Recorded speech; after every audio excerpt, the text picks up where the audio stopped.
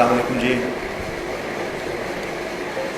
High court bar association کا بہت بہت شکریہ. Secretary high court bar association Muhammad Ahmed Qayyum, بہت بہت شکریہ کہ آپ نے مجھے بلایا. اپنے کام کے بارے میں تھوڑی سی بات کرنے کا موقع دیا آپ نے. آج موضوع ہے جی environment protection act, Punjab environment protection act. اور یہ ایک جنرل اوور ویو ہے.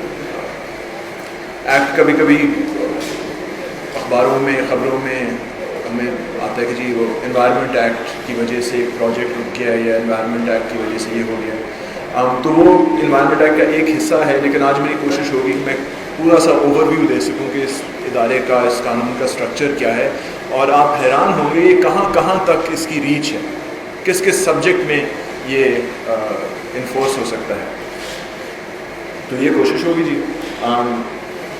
میں آج کی پریزنٹیشن کا ایک اوور ویو دے دوں جی. پہلے ایک مینز اینڈ گولز، میں نے ایک انٹروڈکٹری ایک دو باتیں کرنی تھی.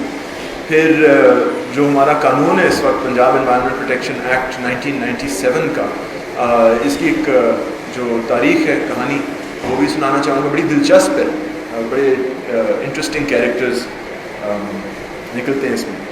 اور پھر introduction to the institutional structure, جو بیسک اسٹرکچر ہے انسٹیٹیوشنز کا، پھر جو سیلینٹ فیچرز ہیں. اور اس کے بعد اگر موقع ملا پھر میں یہ section 12 EIA regulations with context to آج کل جو کیس ابھی چلا تھا ہائی کورٹ کے اندر، سپریم کورٹ میں ابھی پینڈنگ ہے، وہ جیل روڈ کے پروجیکٹ کے حوالے سے. تو وہ سیکشن 12 انوائرمنٹ پروٹیکشن ایکٹ کے حوالے سے. So we can have a discussion on that as well. اچھا جی، سب سے پہلے انوائرمنٹ اور ڈیولپمنٹ. اپنے کام میں کافی دفعہ لوگوں نے میرے سے پوچھا ہے کہ جی یہ ڈیولپمنٹ بہت ضروری ہے، یا آپ انوائرمنٹ کی باتیں کیوں کرتے ہیں؟ آپ درخت بچانے کے چکروں میں لوگوں کو تو پیسے چاہیے، دے وانٹ انکم، کھانا پینا چاہیے، گھر چاہیے. تو آپ جو عجیب عجیب سی باتیں کر رہے ہیں درخت بچانے کے چکروں میں، سائیکل چلاتے ہیں. تو اس سلسلے میں نے ایک چھوٹی سی بات کرنی تھی. And with apologies to Hans Rosling, یہ سویڈش ڈیولپمنٹ سائنٹسٹ ہیں. ان کی ویڈیوز آپ کو آن لائن ملیں گی. کافی مزیدار پریزنٹر ہیں، مگر جن چیزوں پہ بات کرتے ہیں گلوبل ہیلتھ پہ، کافی دلچسپ اور انٹرسٹنگ ہے. اچھا، وہ کہتے ہیں جی یہ مین ڈیولپمنٹ جو ہے اس کو سمجھنے کے لیے اس کو ایک فریم ورک کے اندر نہیں دیکھنا چاہیے، اس کو 2 ڈائمینشنلی یا 3 ڈائمینشنلی دیکھنا چاہیے. تو اکثر جو ڈیولپمنٹل گولز ہم سنتے آتے ہیں اینڈ ویئر فیملیئر وتھ، یہ سبجیکٹس ہیں میں نے رینڈملی لیے ہوئے ہیں: human rights, environment, governance, economic growth. اور میں ان کو دعوے سے کہہ سکتا ہوں یہ ڈیولپمنٹ سیکٹر کے سبجیکٹس ہیں، بیکاز ان سب سبجیکٹس پہ NGOs موجود ہیں. مگر اگر آپ ان کو انڈیویجولی دیکھیں اور پوچھیں کہ جی ڈیولپمنٹ جو ہے، ترقی جو ہے، is it important as a means or a ends of development? Human rights جو ہے، is it important for development or is it a goal of development? دیکھیے جی، ڈیولپمنٹ آپ ہیومن رائٹس کے بغیر بھی کر سکتے ہیں. سنگاپور کا ایگزامپل لے لیں، چین کا ایگزامپل لے لیں، اور مختلف اکانومیز ہیں جہاں ڈیموکریسی کے بغیر ترقی ہوئی ہے.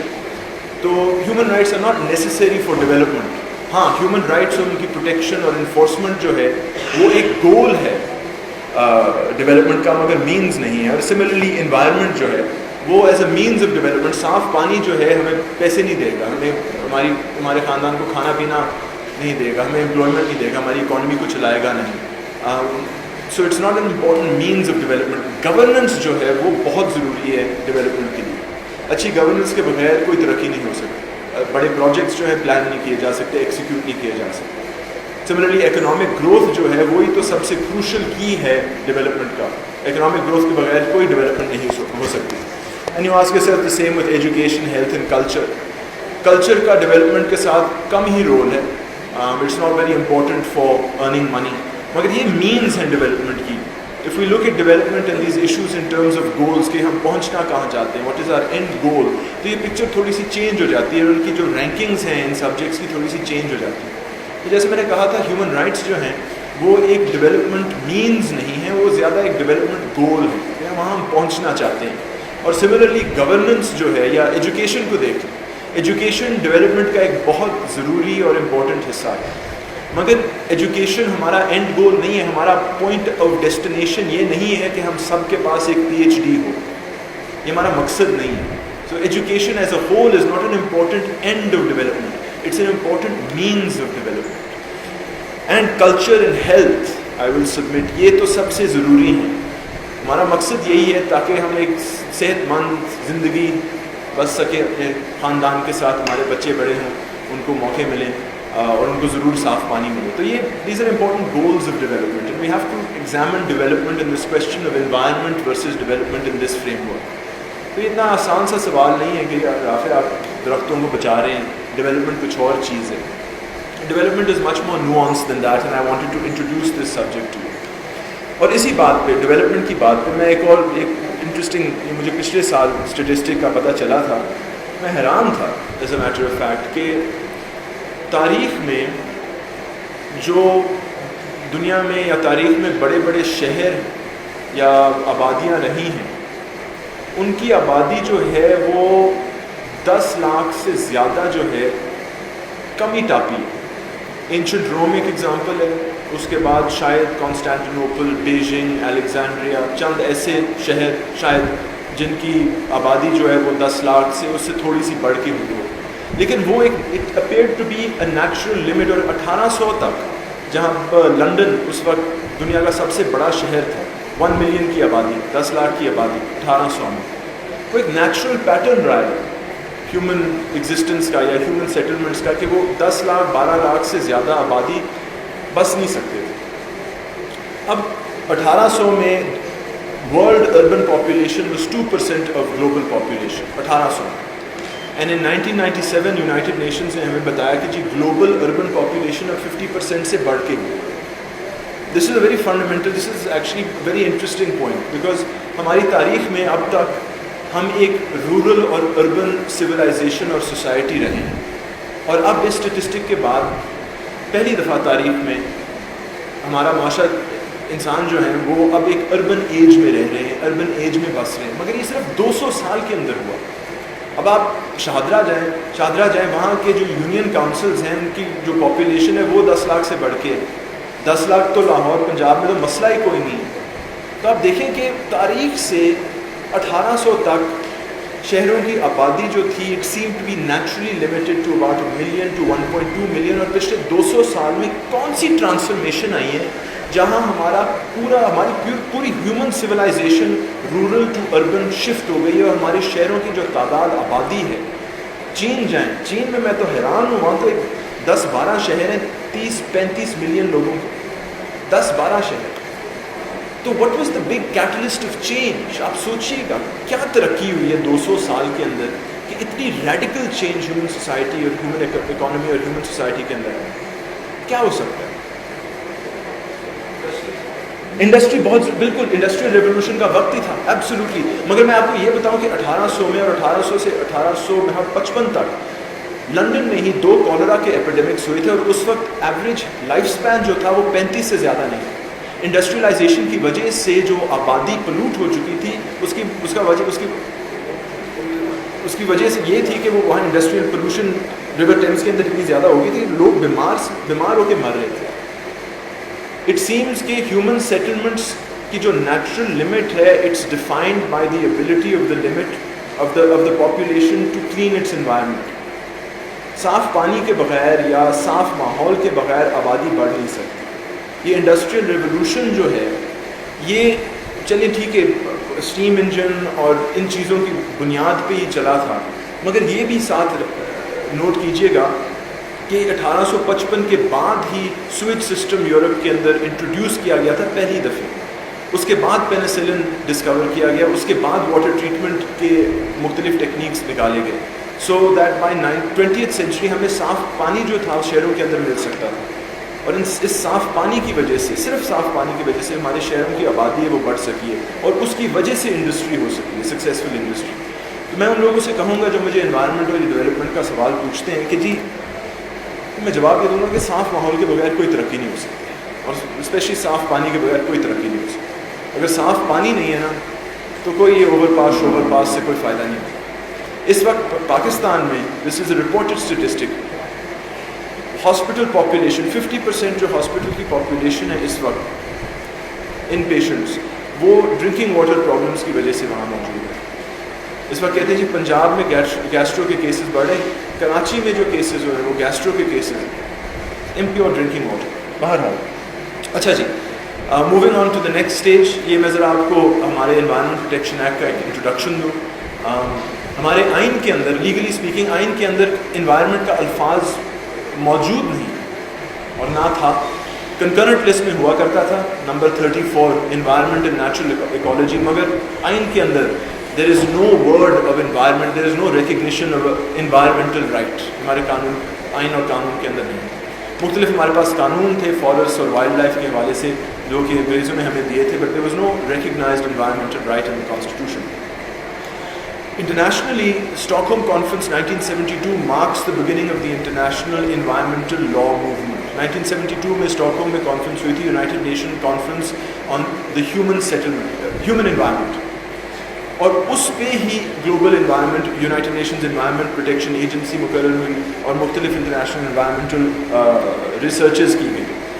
1972 میں پاکستان نے اس کانفرنس میں حصہ لیا اور چند سال بعد ہی ministry of housing and works نے ایک ڈویژن بنائی, environment division of the ministry of housing and works, 1974 میں انہوں نے. تو ہمارے ایڈمنسٹریٹو اسٹرکچر کے اندر انوائرمنٹ کا جو پہلا انڈیپینڈنٹ رول ہے وہ 1974 کے اندر آیا with this introduction of the division. یہ ڈویژن جو ہے 1979-1980 میں فل منسٹری ڈکلیئر کر دی گئی اور 1983 میں پاکستان انوائرمنٹ پروٹیکشن آرڈیننس پاس کیا گیا. یہ ایک بیسک انوائرمنٹ آرڈیننس تھا جس کے ماڈل پہ موجودہ اور بعد کے جو لاز ہوئے ہیں وہ بنے ہیں, مگر یہ ایک انیشل انوائرمنٹ ایکٹ بنا تھا اور اس کی تفصیل میں اس وقت نہیں جاؤں گا. 1983 کے بعد جو میجر انٹرونشن تھی وہ 1989 کی نیشنل کنزرویشن اسٹریٹجی تھی. یہ ایک ڈینش فنڈڈ اسٹڈی تھی, 3 ایئر اسٹڈی, جہاں میرے خیال 14 مختلف سیکٹرز میں انوائرمنٹل امپیکٹس کی اسیسمنٹ کر کے programmes of action and strategies جو ہیں وہ تیار کی گئی تھی.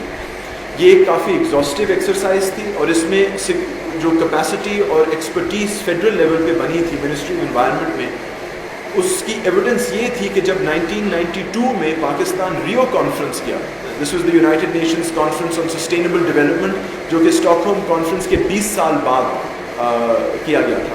جب پاکستان ریو کانفرنس گیا تو پاکستان کی جو ٹیم تھی اس کی کیپیسٹی اتنی ایڈوانس تھی انوائرمنٹل لا میں کہ ان کو G77 بلاک کی نیگوشیٹنگ ٹیبل پہ چیئرمین بنا کر ریو ڈیکلیریشن لکھایا گیا. That is the level of advanced sophisticated federal government capacity we had in 1992. اس کے بعد ہمارے پاس یہ میجر انٹرونشن آتی ہے جی شہلا ضیاء ورسز واقعہ, یہ 1994 کا کیس ہے, بڑا سپریم کورٹ کا کیس. اس میں 2 بڑی چیزیں ہوئی تھیں. ایک تو جو فنڈامنٹل رائٹ ٹو انوائرمنٹ ہے وہ فنڈامنٹل رائٹ ٹو لائف کے اندر پڑھا گیا. So the fundamental right to life was read to include the fundamental right to a clean and healthy environment. اور اس انٹرپریٹیشن سے انوائرمنٹل رائٹ جو ہے وہ ہمارے آئین کے اندر اب موجود ہے. اس انٹرپریٹیشن سے this is the important interpretation and the important significance of Shehla Zia کہ ایک فنڈامنٹل رائٹ ریکگنائز کرتا ہے. دوسرا, اس فنڈامنٹل رائٹ کو ڈسکرائب کرتے ہوئے سپریم کورٹ کہتی ہے کہ جو انوائرمنٹل رائٹس ہیں وہ پازیٹیو آبلیگیشنز کریٹ کرتی ہیں. Different rights create different enforcement obligations. I have a right to free speech, میں اس کی انفورسمنٹ صرف اس وقت مانگوں گا جب یہ رائٹ وائلیٹ ہوا. اسٹیٹ کی رسپانسبلٹی صرف اس وقت پیدا ہوئے گی جب میں کمپلینٹ فائل کروں گا. So it is a negative responsibility to respond to a complaint. Positive responsibilities کے معنی یہ ہیں کہ اسٹیٹ کی not wait for a violation to happen. State must continuously enforce and ensure کہ یہ minimum fundamental right to environment ساروں کو ہر وقت موجود اور فراہم. یہ ایک پازیٹیو آبلیگیشن ہے. These are 2 significant contours of the Shehla Zia judgment. باقی سب فیکٹس پہ ڈپینڈ ہوتا ہے. شہلا ضیاء کے بعد اور ان obligation with our Rio conference اور ریو ڈیکلیریشن کی جو آبلیگیشنز تھیں international obligations, Pakistan environment protection act بنایا گیا اور پاس کیا گیا 1997 میں. اس میں کافی اسٹیک ہولڈر انوالومنٹ تھی. یہ وہی منسٹری آف انوائرمنٹ تھی جس کی کیپیسٹی جو ہے نیشنل کنزرویشن اسٹریٹجی سے ڈیولپ ہوتی چلتی آ رہی تھی. میں آپ کو یہ بتاؤں کہ اس وقت 1995 to 97 میں انوائرمنٹ پروٹیکشن ایکٹ کو چلانے میں اور ان کے بیسک اسٹرکچر کو بنانے میں جو اس وقت وفاق کے وزیر تھے وہ آصف علی زرداری صاحب تھے. میں آپ کو یہ کہہ سکتا ہوں, میں خود کبھی نہیں ملا, لیکن جن ایکسپرٹ سے, جن لوگوں سے یہ قانون جنہوں نے بنایا, جو انٹریکٹ کرتے رہے ہیں, وہ ایک چیز کہتے ہیں کہ پاکستان میں اگر ایک سیاستدان انوائرمنٹ کو جانتا ہے اور اچھی طرح جانتا ہے وہ آصف زرداری ہے. کمال کی بات ہے. وہ 3-4 لوگوں نے مجھے کہا کمال کی بات ہے. It's very strange. میں آپ کو ایک اور چیز کہوں کہ زرداری صاحب جب اس وقت وزیر تھے انوائرمنٹ کے, سیکٹری انوائرمنٹ سلمان فاروقی صاحب تھے. یہ بھی بتاتا چاہتا. تو یہ ہمارا انوائرمنٹ ایکٹ, اس کی بڑی انٹرسٹنگ ایک بیک گراؤنڈ اور ہسٹری ہے. تو 1997 میں یہ قانون بنا, اس کے انسٹیٹیوشنز اسٹیبلش ہوئے. I won't go into details, مگر 2000 اور 2001 آفٹر 1997 جو یہ مومنٹم تھا جس کی میں بات کر رہا ہوں, وہ فور سم ریزن ٹوٹ گیا. اور لوگ اکثر کہتے ہیں یہ وہ ملٹری انٹرونشن جو ہوئی تھی اس کی وجہ سے ایک ڈسرپشن آ گئی تھی, شاید کچھ اور, مگر there is a noticeable decline in capacity after 1997. ہاں, 2005 میں منسٹری آف انوائرمنٹ نے ایک نیشنل انوائرمنٹ پالیسی بنائی جس میں فیڈرل گورنمنٹ کی رسپانسبلٹیز آؤٹ لائن کی گئی ہیں. اور 2012 میں just before the 18th amendment ایک نیشنل کلائمیٹ چینج پالیسی, جو کہ میں کہتا ہوں اسٹیک ہولڈر پارٹیسپیشن کے ساتھ ایکسپرٹ ایڈوائس سے بنی ہوئی ایگزاسٹیو کراس سیکٹورل ڈاکیومنٹ ہے. بہت اچھا ڈاکیومنٹ, مگر unfortunately just before the 18th amendment, اور اس کے جو افیکٹس ہیں وہ کافی پروفاؤنڈ ہیں. Then the next major intervention in the law was the 18th amendment. 18th amendment میں کنکرنٹ لسٹ جو ہے واز ابالشڈ, اور انوائرمنٹ, پولوشن اور ایکالوجی کو جو سبجیکٹس تھے جو اس وقت کنکرنٹ لسٹ میں تھے, they were now the legislative domain of the provinces. تو 2012 کے بعد چاروں صوبوں نے اپنے provincial environment protection acts pass کیے ہیں. Punjab was the first. 2012 میں انہوں نے Punjab environment protection amendment act pass کر کے انوائرمنٹ پروٹیکشن ایکٹ 1997 کو پروونشلائز کر دیا. جہاں 1997 کی لیجسلیشن میں پاکستان انوائرمنٹ پروٹیکشن ایکٹ لکھا گیا تھا, وہاں پنجاب انوائرمنٹ پروٹیکشن ایکٹ لکھا گیا. اینڈ سملرلی لیجسلیشن میں جہاں پاکستان یا فیڈرل کا الفاظ استعمال کیے گئے, وہاں پروونشل اور ڈپارٹمنٹ کے الفاظ استعمال کیے گئے. تو this was the major intervention with the Punjab environment protection act. ہمیں پتہ ہے کہ آرٹیکل 276A سب سیکشن 6 کہتا ہے کہ after the 18th amendment laws will continue to remain in force until altered, amended or repealed by the competent assembly. تو چاروں صوبوں میں یہ پوزیشن ہے کہ فیڈرل 1997 کا ایکٹ جو ہے does not operate in the 4 provinces. وہ صرف وفاق کی اسلام آباد کیپٹل ٹیریٹری کی لمٹس تک آپریٹ کرتا ہے. باقی صوبوں کے اندر انڈیویجول انوائرمنٹ پروٹیکشن ایکٹس ہیں. اور آج جو ہے وہ میں پنجاب انوائرمنٹ پروٹیکشن ایکٹ کے جو انسٹیٹیوشنل اسٹرکچر کا اوور ویو آپ کو دیتا ہوں. سب سے پہلے قانون کے تحت ایک Punjab environment protection council, over arching policy council بنایا گیا ہے. اس میں شامل chief minister Punjab, minister environment, اور کل تعداد 35 ممبر, جس میں 25 نان آفیشیل اور پھر مختلف ریپرزینٹیوز ہیں. اس کے functions and powers are to approve policy. جو انوائرمنٹ پالیسی ہے پنجاب کی وہ انوائرمنٹ پروٹیکشن کاؤنسل اپروو کرے گا, اور جو بھی سٹینڈرڈز ہوں گے انفورسمنٹ کے, اگر آپ نے اسپیڈ لمٹ 55 پہ سیٹ کرنا ہے یا ایئر پولوشن کا لمٹ کسی لمٹ پہ سیٹ کرنا ہے, اس لمٹ کو سیٹ کرنے کی اتھارٹی انوائرمنٹ پروٹیکشن کاؤنسل کو. ٹھیک ہے جی. قانون یہ بھی کہتا ہے کہ environment protection council must meet at least once a year. I have been a member of the Environment Protection Council since 2012. It has not met once. قانون انوائرمنٹ پروٹیکشن ایجنسی بھی بناتا ہے. 1997 کے قانون کے تحت پروونشل ایجنسی جو تھی was created by notification. Post 18th amendment Punjab کی نئی جو انوائرمنٹ پروٹیکشن ایجنسی ہے وہ اب اسٹیچوٹری ایجنسی ہے, اسٹیچوٹری اتھارٹی ہے. It's not a notified authority. اس میں جو جیل روڈ کا کیس ہوا تھا, بڑا سوال یہ اٹھتا ہے کہ اگر آپ ایک ریگولیٹری باڈی کو بنانا چاہتے ہیں یا ایک انفورسمنٹ باڈی کو بنانا چاہتے ہیں, اس کی حکومت یا سرکار سے کتنی انڈیپینڈنس ہونی چاہیے. اگر آپ نے ایک ریگولیٹری باڈی بنانی ہے اور اس میں سرکار کے ہی لوگوں کو بٹھانا ہے, جہاں ڈیولپمنٹ میں سرکار کا ہی سب سے بڑا بجٹ ہے, تو یہ ریگولیٹر آپ انڈیپینڈنٹ بنا رہے ہیں کہ ایک کیپچرڈ ریگولیٹر بنا رہے ہیں. تو یہ سوال جیل روڈ کے کیس کے اندر اٹھا تھا. The EPA is the main regulator of environmental law. Headed by director general, اور پھر اس میں ایسے پھر افسر ہیں جو کہ سروس رولز کے تحت اپوائنٹ ہوتے ہیں. آپ سروس رولز پڑھ رہے ہیں, اگر کسی نے کور اور وارنٹوں کی ریٹ فائل کرنی ہے, گراؤنڈز موجود ہیں. ایک انوائرمنٹ پروٹیکشن ٹرائیبیونل ہے لاہور کے اندر. دس از ٹو ہینڈل آل کیسز جو وائلیشنز ہیں, جو ہم کہتے ہیں میجر وائلیشنز, اور اس کی ایکسپلینیشن میں آپ کو بتاؤں گا. جو میجر وائلیشنز ہیں وہ اس انوائرمنٹ پروٹیکشن ٹرائیبیونل کو جاتی ہیں. It has exclusive jurisdiction to try contraventions, اور اس کی کاگنیزنس جو ہے وہ صرف complaint in writing from E P A یا complaint in writing from aggrieved person with 30 days notice.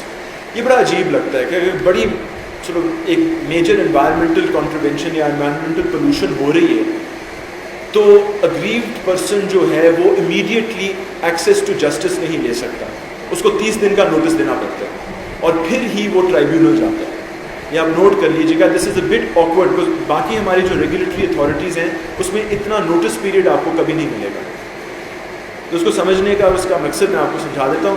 وہ یہ ہے کہ as sole responsible regulator of environment, E P A کی ذمہ داری ہے کہ وہ آپ کی کمپلینٹ پہ ایکشن لے, اور اگر 1 مہینے میں ای پی اے نے ایکشن آپ کی گریونس کو لیتے ہوئے گریونس دور نہیں کی, تو then you still have a grievance to take to the tribunal.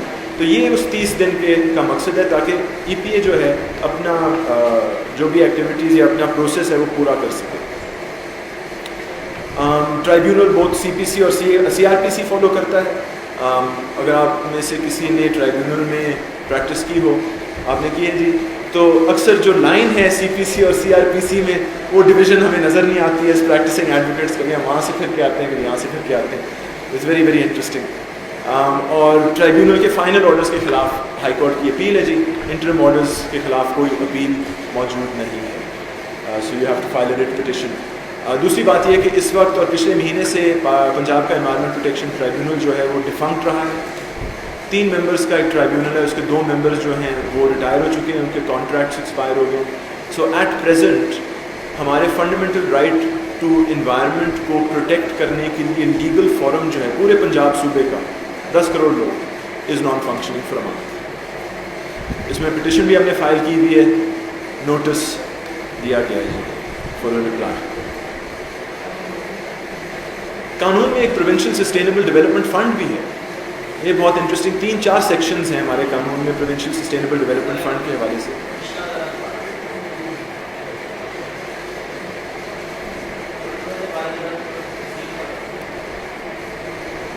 سر بعد میں اگر سوال پوچھیں, میں پوری پریزنٹیشن مکمل کروں نا, اوور ویو مرنا اس میں بیٹھے رہیں جی, ہم تو بڑی تفصیل سے آپ کو میرا شفا دے سکتے ہیں.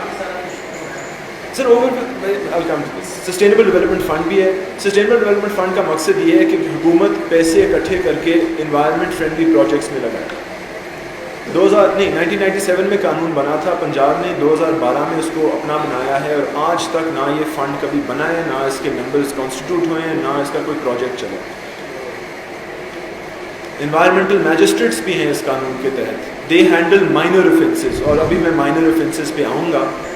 یہ ہیں جی ہمارے میجسٹریٹس فرسٹ کلاس, اور ان کی ایکسکلوسیو جورسڈکشن ہے مائنر افینسز پہ. اور مائنر افینسز پہ آ جاؤں گا. ان کی کاگنیزنس ہے, آپ کمپلینٹ اور ان کو آپ لکھ سکتے ہیں, اور یہ آپ کا ایکشن دے سکتے ہیں. انوائرمنٹل میجسٹریٹس پہ بھی ٹائم لگانے کی کوئی ضرورت نہیں ہے, بکاز میں نے بھی پریکٹس کرنے کبھی انوائرمنٹل میجسٹریٹ کو دیکھا نہیں. اب آ جاتے ہیں جی سیلینٹ فیچرس پیپا کے. میں ادھر یونیورسٹی میں ایک انوائرمنٹ پروٹیکشن ایکٹ کو انوائرمنٹ لا پہ ایک لیکچر دیتا ہوں, کلاس پڑھاتا ہوں. تو مسئلہ یہ ہے کہ 32 سیکشن کا قانون ہے, تو وہ تو 3 گھنٹے کے لیکچر کے اندر پورا کا پورا ہو جاتا ہے. تو باقی 15 لیکچر جو ہے نا وہ بڑی مشکل سے بھرے جاتے ہیں. تو بہرحال کوشش کریں گے کہ اگلے 20 منٹ جو ہے نا آپ کو یہ پیپا کا ایک اوور ویو دے دیں. اس میں آپ نوٹ کریں گے جی سیلینٹ فیچرز, اس کی جو ڈیفینیشن کلازز ہیں نا جی کافی وائڈ ہیں. تو جو الفاظ جیسے انوائرمنٹ کا الفاظ ہے, اس کی ڈیفینیشن بہت وائڈ ہے. اس کے اندر ایئر, لینڈ, سب سوئل, واٹر, اور اس میں سوشل اینڈ اکنامک کنڈیشنز بھی موجود ہیں. تو یہ کافی وائڈ رینجنگ ڈیفینیشن ہے انوائرمنٹ کی. اس میں آپ بے شک آپ ہمارے یہاں ڈسٹرکٹ آفیسر انوائرمنٹ جو ہیں, جو یہاں ریسٹورینٹس اور کیفے شیشہ چلاتے تھے, ان کے خلاف جو انفورسمنٹ کی تھی وہ انوائرمنٹ ایکٹ کے تحت ہی. اتنی وائڈ ڈیفینیشن, ٹھیک ہے جی. اور سملرلی ہیزرڈس مٹیریلز کی ڈیفینیشن, ایڈورس انوائرمنٹ افیکٹ کی ڈیفینیشن, یہ ساری کافی وائڈ رینجنگ ڈیفینیشنز ہیں. ہمارے پاس ایک نیشنل انوائرمنٹل کوالٹی اسٹینڈرڈز اور پروونشل انوائرمنٹل کوالٹی اسٹینڈرڈز ہیں. یہ انوائرمنٹ ایکٹ کے آپ اسپیڈ لمٹ سمجھ لیں. نیشنل انوائرمنٹل کوالٹی اسٹینڈرڈز میں 2000 میں چھپے تھے. They set standards for pollution in water, in air, گاڑیوں کے ایمیشن کے لیے اور اب ساؤنڈ کے لیے. تو اگر آپ کہتے ہیں نا یہ جنریٹر سے آواز زیادہ نکل رہی ہے, تو what is the legal limit? آپ کو این ای کیوز جا کے دیکھنے پڑیں گے کہ ریزیڈینشیل ایریا کے اندر کتنے ڈیسیبلز الاؤڈ ہیں, کس سے وقت سے کس وقت تک. کمرشل ایریا میں آپ دیکھیں گے کہ 9 to 5 75 ڈیسیبلز الاؤڈ ہیں, اس کے بعد 70 ڈیسیبلز الاؤڈ ہیں. تو the N E Qs are your reference point. یہ آپ کو پڑھنا, this is the limit that must be exceeded. اور آلسو یہ وہ چیز ہے جس کی ایویڈنس کے بغیر پروسیکیوشن نہیں ہو سکتی. اگر این ای کیوز یا پی کیوز کی وائلیشن کی ایویڈنس نہیں ہے تو کوئی ٹرائل نہیں ہو سکتا.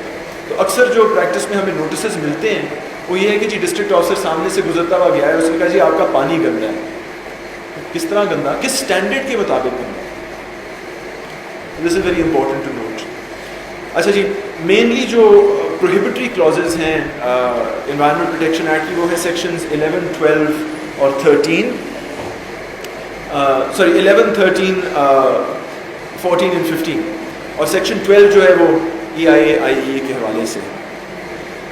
بریفلی اسٹیٹڈ, سیکشن 11 جو ہے کہتا ہے کہ این ای کیو سے بڑھ کے آپ کسی قسم کی پولوشن نہیں کر سکتے. Basic this is the statutory limit on pollution, کہ اگر کوئی پبلشڈ این ای کیو سے بڑھ کے پولوشن کر رہا ہے اس کے خلاف ایکشن لیا جا سکتا. سیکشن 12 سیز جی آپ کے پروجیکٹس جو ہیں ان کے لیے انیشل انوائرمنٹل ایگزامینیشن یا انوائرمنٹ امپیکٹ اسیسمنٹ کی ضرورت ہے. پروجیکٹس must have IEEs اور EIAs submitted to the EPA, اور ان کے انوائرمنٹل اپروول کے بغیر پروجیکٹ شروع نہیں کیا جا سکتا. اس میں ایک دو سوال اٹھتے ہیں کہ کس طرح کے پروجیکٹس, سارے projects.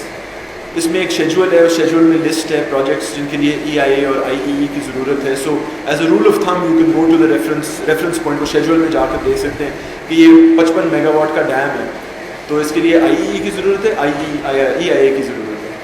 The limit on hydro power is 50 megawatts. 50 megawatt سے کم IEE, 50 megawatt سے above EIA. تو اس طرح کی چیز جو ہے وہ یہ سیکشن 12 آپ کو بتاتا ہے. Section 13 prohibits the use of hazardous substances. Hazardous substances کی ڈیفینیشن تفصیل سے آپ کو پڑھ کے دے سکتا ہوں, مگر by and large everyone understands کہ جو corrosive یا explosive چیز ہے اس پہ قانون ایک پروہیبیشن لگاتا ہے کہ لائسنس EPA کے شاید ذرا لائسنس کے بغیر ہیزرڈس سبسٹنسز کے ساتھ کوئی کام نہیں کر سکتا. ہیزرڈس سبسٹنسز کی ڈیفینیشن دی ہوئی ہے, اور ڈیفینیشن میں لکھا ہوا ہے and any other substance as may be prescribed. Section 13 میں لکھا ہوا ہے licences for the handling of hazardous substances shall be issued in a manner as prescribed. ٹھیک ہے جی. تو both the definition of hazardous substances and the process of granting of licenses of hazardous substances is subject to rules جو کہ prescribed ہوں گے. آج تک hazardous substance کے rules جو ہیں کبھی ایشو نہیں ہوئے.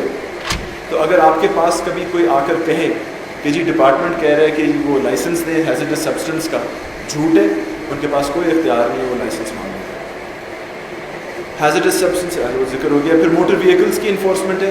قانون موٹر وہیکلس پہ کی ایمیشنس پہ لمٹ لگا سکتا ہے. اگر آپ کی گاڑی پولوٹ کر رہی ہے, یا اگر ایک کیٹیگری کی گاڑیاں پولوٹ کرتی ہوئی, اگر یہ فائنڈ کیا جائے کہ ایک کیٹیگری گاڑی کی پولوٹ کر رہی ہے, تو اس کیٹیگری کو بھی ریسٹرکٹ کیا جا سکتا ہے.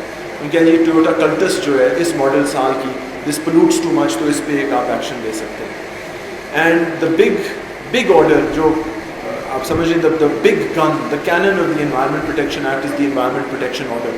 یہ کافی وائڈ رینجنگ آرڈر ہے. یہ انوائرمنٹ پروٹیکشن ایجنسی کو پاور دیتا ہے کہ جہاں بھی ان کو یہ ڈر ہو کہ کوئی کنٹریونشن ہو رہی ہو یا پولوشن ہو رہی ہو, یا جہاں ایسی پولوشن کی ایکٹیویٹی ہو رہی ہو, تو پھر وہ ایکشن لے سکتے ہیں. لیکن issue an environment protection order. اس میں ایک ہی ڈبیٹ ہے کہ اس آرڈر کو جاری کرنے سے پہلے نوٹس دینے کی ضرورت ہے کہ نہیں. ٹھیک ہے جی. ہمارا قانون جو ہے وہ تو یہی کہتا ہے کہ جی before any legal action is taken against a person, جہاں اس کے لیگل رائٹس افیکٹ ہوں گے, you must give them notice. ٹھیک ہے جی. اینڈ ایبسلیوٹلی اگر ایک پولوٹنگ انڈسٹری ہے, اگر ایک فیکٹری کیمیکلز نالے کے اندر پھینک رہی ہے تو آپ ان کو نوٹس دے کر ہیئرنگ دے کے ان کے خلاف ایکشن لے سکتے ہیں. مگر جو سوال جو ڈبیٹ اٹھتا ہے, اور یہاں جو اسٹوڈنٹس کے اندر سوال اٹھتا ہے کہ جہاں ہم ایک نقصان انوائرمنٹ کو دے رہے ہیں, active violation of the environment which is a positive obligation on the state, are there certain circumstances where in order to protect the environment action can be taken before a hearing? کوئی ایسی circumstances شاید ہوں ہماری jurisprudence کے اندر کہ جہاں آپ کے پاس ایک سمجھ لیں آئل اسپل ہو, ایک ٹینکر کراچی آتے آتے پھٹ جائے, آپ اس کے اونرز کو ڈھونڈتے ڈھونڈتے ان کو نوٹس دے کے دبئی سے ہیئرنگ دیں گے, کیا آپ ایکشن لیں گے؟ یہ سوال اٹھتا ہے انوائرمنٹ پروٹیکشن آرڈر کی انفورسمنٹ کا, کہ شاید جو ہماری ٹریڈیشنل جورسپروڈنس ہے وہ انوائرمنٹ کی انوائرمنٹل رائٹ کو کمپلیٹلی سمجھتی نہیں. So perhaps there is room to take action on the environment without an notice in hearing. Penalties بھی پرسکرائب کی گئی ہیں, پینلٹیز کی جو ہیں لمٹس وہ انکریز کر دی گئی ہیں. جو میجر پینلٹیز ہیں سیکشن 11, 12, 13 کی وائلیشنز 50 لاکھ کی کا فائن ہے, پہلے it was 1 million rupees. And جو مائنر پینلٹیز ہیں, اگر آپ کی گاڑی جو ہے اس سے دھواں زیادہ نکل رہا ہو یا کوئی ساؤنڈ کی وائلیشن ہو تو اس میں 5,000 روپے کی پینلٹی ہے, with an additional penalty of 1,000 rupees per day for the violation. یا آپ جنریٹر کے خلاف ایکشن لے سکتے ہیں, کوئی بھی نوائز پولوشن ہو, کوئی بھی گاڑی ہو, you can go to the magistrate, immediately وہ ایکشن لے سکتے ہیں and you have a remedy before you. اچھا, آگے جو ہے قانون ایک دو انٹرسٹنگ چیزیں کرتا ہے. Environment protection act veil of incorporation کو اٹھا دیتا ہے. اگر ایک کمپنی نے کانٹروینشن کی ہے قانون کی تو آپ ان کے افسروں کے خلاف ایکشن لے سکتے ہیں. دیر is know criminal well of incorporation. اگر کوئی ایشو یا ڈاؤٹ تھا, ویسے بھی ہمارے کرمنل جورسپروڈنس کے اندر ایسے کوئی ویل آف انکارپوریشن کی تھیوری ہے نہیں, مگر just to make it clear, private limited companies یا کمپنیز جو ہیں ان کے افسران ذمہ دار ہوں گے. اور مزیدار بات یہ ہے سرکاری افسر بھی جو ہیں they can be personally liable if it is found that a government officer, because ہماری جورسپروڈنس ہے ٹارٹس کی, it says that tort cannot be committed by the state. Tortious action آپ ایگزیکٹو کے خلاف نہیں لے سکتے, کیونکہ نیگلیجنس کی وجہ سے آپ کے کوئی نیوسنس ہوا ہو یا کوئی environmental damage who, you can't claim against the state because they can't commit a tarot. مگر یہ قانون چینج کر دیتا ہے, اب گورنمنٹ آفیسرس کے خلاف بھی آپ ایکشن انڈیویجول ایکشن لے سکتے ہیں. اور اس کا ایگزامپل یہ ہے کہ 2002 میں انوائرمنٹ ٹرائیبیونل لاہور نے نیسپاک اور high way NESPAK and communication and works department کے خلاف ایکشن لیا تھا بیکاز دے ہیڈ کنسٹرکٹیڈ, یہ مال روڈ انڈر پاس انہوں نے بنایا تھا without environment impact assessment, necessary environment impact assessment and environmental approval. تو انسٹیڈ آف اے پینلٹی ان کے خلاف وارننگ دی گئی. اور یہ سر میں آپ کو بتاؤں with my experience in government, nothing is more powerful. Contempt action بھی چھوڑ دیں, اگر آپ ایک افسر کی کانفیڈینشیل رپورٹ پہ ایک نقطہ لگا دیں نا, اف توبہ, وہ جو that impact it has amongst his colleagues is huge. یہ میں نے دیکھا ہے, تو the impact is quite large. مگر میں یہ unfortunately کہوں گا کہ NESPAK has not learned from its example. NESPAK نے اس کے بعد 3-4 ایسے کنال پی پروجیکٹ کیے ہیں جہاں EIA کے بغیر انہوں نے کنسٹرکشن شروع کر دی. These are a list of rules that the law has made. Tribunal, IEE کے smart rules, pollution rules, hospital waste and biosafety. یہ biosafety rules بڑے انٹرسٹنگ ہیں. یہ ایک انٹرنیشنل اگریمنٹ کے تحت پاکستان میں جو بھی جینیٹکلی ماڈیفائڈ آرگنزم ہے اس کی ریگولیشن کرتا ہے. جینیٹکلی ماڈیفائڈ آرگنزمز آپ کو میڈیسن کے اندر ملیں گے, جین سپلائسنگ, جینومز کیا کہتے ہیں, سرجری کے اندر بھی اکثر, دوائیوں کے اندر, اور آپ کو پھر فارمنگ کے اندر بھی ملیں گے. BT کاٹن کی اگر آپ نے پروڈکٹیوٹی بڑھانی ہے, اس کو پیسٹ ریزسٹنٹ بنانا ہے, تو آپ ایک BT کاٹن خرید سکتے ہیں, which is a genetically modified form of cotton, جس کے اندر سے ہی وہ پیسٹیسائڈ نکلتا ہے, تو وہ بھی آپ خرید سکتے ہیں. خوراک کے اندر GMO بھی آ سکتے ہیں, جینیٹکلی ماڈیفائڈ کارن ہے, جینیٹکلی ماڈیفائڈ سوئے, شوگر اور مختلف چیزیں ہیں. تو ان کے ہارمفل افیکٹس کو بچانے کے لیے ایک رولز بنے تھے 2005 میں, that major the risk of genetically modified organisms. جون سے بھی ہوں, مجھے تو نہیں پتا, لیکن I want to be healthy, but مجھے یہ پتا ہو کہ یہ میں دوائی جو لے رہا ہوں اس کی ٹیسٹنگ تو کہیں ہوئی ہو. مجھے پتا ہو کہ اگر میں یہ سیڈ پنجاب میں لگاؤں گا تو اس کی وجہ سے ایسی پیسٹ ڈیولپمنٹ نہ ہو جائے یا پیسٹ ریزسٹنس نہ ہو جائے جہاں ساتھ والی کراپس جو ہے وہ ساری برباد ہو جائیں. I have to be very careful. So this is a very important law. After the 18th Amendment Punjab کے اندر دوبارہ مختلف قسم کے قانون آئے ہیں. اگین ٹرائیبیونل کے رولز, انوائرمنٹ پروٹیکشن, یہ BTS ٹاورز کے جو ہمارے فون ٹاورز ہیں ان کی بھی رولز آئے ہیں. Phone towers are incredibly polluting. Delhi سے جو IIT کے پروفیسر ہیں انہوں نے ایک ریسرچ رپورٹ نکالی تھی کہ جو BT ٹاورز سے ریڈیو ایمیشنز آتی ہیں, ریڈیو ویوز ایمیشنز, دے کاز کینسر. اور ہمارے جو BTS ٹاورز کی ریگولیشن ہے وہ ایک لمٹ پرسکرائب کرتی ہے, ضرور وہ ایک لمٹ دیتی ہے کہ جی آپ ایک ٹاور پہ ایک جب سیٹ لگائیں گے اس کی ریڈیشن جو ہے وہ اس سے بڑھ کے نہیں ہو سکتی. چلے ہمارے پاس یہ لمٹ ہے, اور ہمارا قانون بھی یہ رولز بھی یہ کہتے ہیں کہ ایک اسکول کے 200 میٹر قریب آپ یہ نہیں لگا سکتے,